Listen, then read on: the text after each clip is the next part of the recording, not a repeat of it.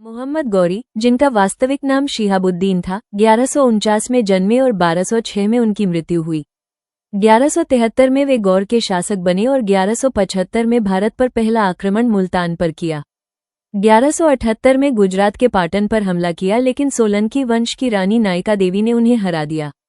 मूलराज द्वितीय उनके समय का राजा था और इसे कपात्र का युद्ध कहा जाता है।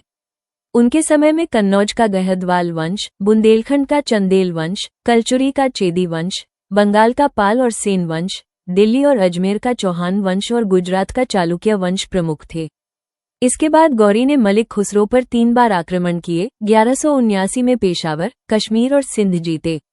1186 में लाहौर और 1188 में भटिंडा जीता। 1191 में तराइन का पहला युद्ध हुआ, जिसमें पृथ्वीराज चौहान और गौरी आमने सामने थे। इस युद्ध में पृथ्वीराज चौहान की विजयी हुई। इसके बाद 1192 में तराइन का दूसरा युद्ध हुआ, जिसमें गौरी विजयी रहा और पृथ्वीराज को बंदी बना लिया गया। पृथ्वीराज रासों के रचनाकार चंद बरदई है, जिसमें पृथ्वीराज चौहान का इतिहास है, और पृथ्वीराज के कवि हमीर प्रसाद त्रिवेदी थे। आगे चलकर गौरी ने उत्तर भारत का शासन अपने दास कुतुबुद्दीन ऐबक को सौंप दिया।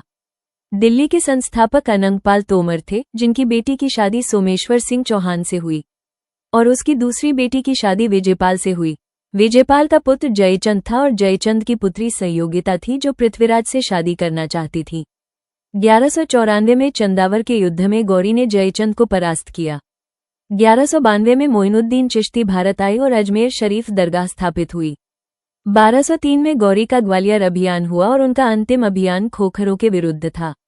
अंततः 1206 में दाम्यक, सिंध में उनकी हत्या कर दी गई।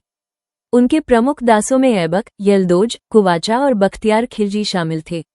बख्तियार खिलजी ने नालंदा और विक्रमशिला विश्वविद्यालय नष्ट किए।